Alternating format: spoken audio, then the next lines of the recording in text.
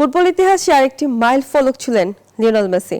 পেশাদার ফুটবলে বিশ্বের মাত্র দ্বিতীয় খেলোয়াড় হিসেবে 900 গোলের মাইল ফলক পূর্ণ করেছেন আর্জেন্টাইন এই মহাতারকা। তবে দলকে জেতাতে না পারায় কনকাকাফে চ্যাম্পিয়ন্স কাপে ইন্টার মায়ামির যাত্রা থেমে গেছে শেষ 16তেই। লিওনেল মেসির জন্য রাতটা হতে পারত উৎসবের। ম্যাচের শুরুতেই মাত্র 7 মিনিটে গোল করে দলকে এগিয়ে নেন তিনি।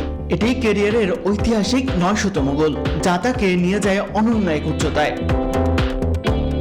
ইন্টার মায়ামি তখন এগিয়ে 1-0 ব্যবধানে।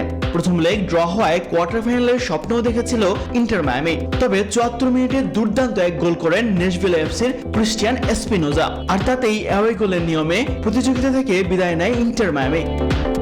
যুক্তরাষ্ট্রের 1 নম্বর জিম চেইন গোল্ডস জিম এখন আবারও বাংলাদেশে।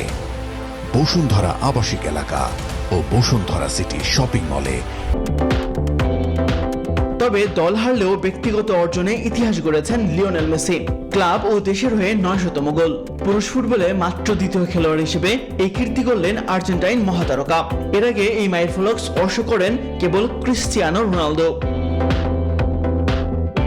ক্যারিয়ারে বার্সার হয়ে 672, পিএসজির হয়ে 32, ইন্টার মায়ামির হয়ে 81 এবং আর্জেন্টিনার জার্সিতে 115 গোল করেছেন এই বিশ্বকাপ জয়ী তারকা। 2005 সালে 17 বছর বয়সে প্রথম গোলের পর 21 বছরে মেসি ছুঁয়ে ফেললেন এই অনন্য উচ্চতা। তাসবিহ অরুণ, নিউজ 24।